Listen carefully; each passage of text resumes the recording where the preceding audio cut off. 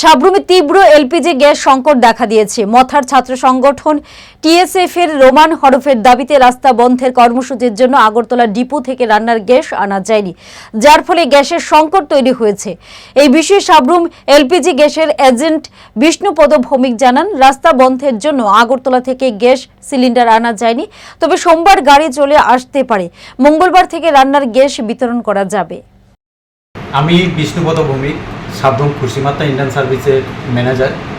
Actually এলপিজির crisis এমন কোনো সমস্যা নেই, কোনো ক্রাইসিস নেই, কিছু নেই। গত কয়েকদিন যাবৎ, গত সপ্তাহ থেকে আমরা বৃহস্পতি শুক্র 2 দিন আমাদের গাড়ি রাস্তার অসুবিধার জন্য আমরা গাড়ি পাঠাতে পারিনি। আপনারা সবাই, আমাদের সাব্রুমবাসী সবাই অবগত আছেন যে রাস্তায় কিছু সমস্যা ছিল, গাড়ি যাতায়াত করতে দেয়নি।